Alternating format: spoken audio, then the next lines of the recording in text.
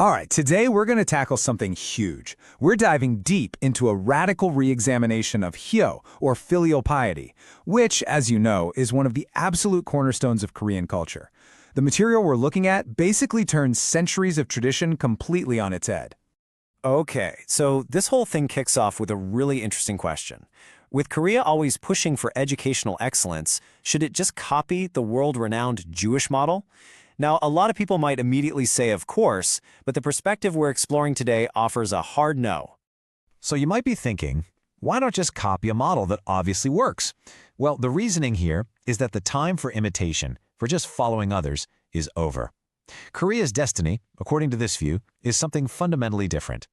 You have to remember, for decades after the war, Korea's whole mission was to learn, to soak up everything it could from the international community, science, history, logic, you name it. But the argument here is that that phase, that intense period of playing catch-up, is officially done. And this is where it gets really fascinating. Look at this comparison. On one side, you have the Jewish model, which is incredible at creating top-tier specialists, the best scientists, the sharpest technicians. But on the other side, you have what's being called the Korean destiny, to cultivate Hongik Ingan, these holistic leaders who are meant to live for the benefit of all humanity. So the big takeaway here is that just grabbing another country's educational system would actually be a step back. It would be a fundamental misunderstanding of the nation's core purpose. The goal isn't just to master a trade, but to develop the wisdom to lead the entire world. Okay, so if we're not supposed to be looking outside for answers, we have to look inside, right? And that brings us straight to the heart of it all.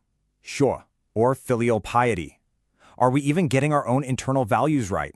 For centuries, this has been the gold standard of how. It's this noble, almost sacred duty.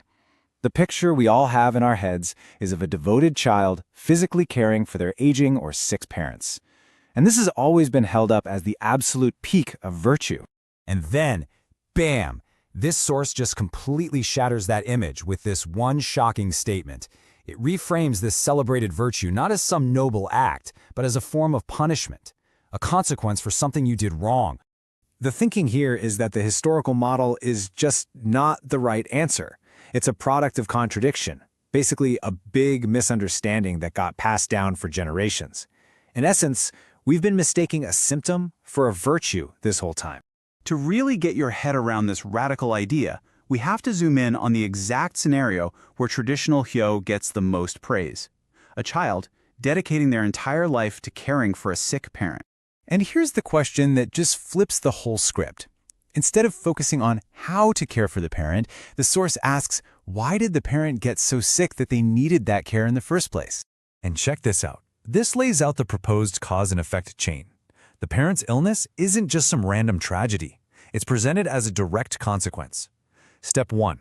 The child strays from their proper path. They fail to live up to their potential. Step 2. The parent becomes sick, literally sick with worry and disappointment. And step 3. The consequence is that the child is now stuck, forced to physically care for the parent because of their own failure.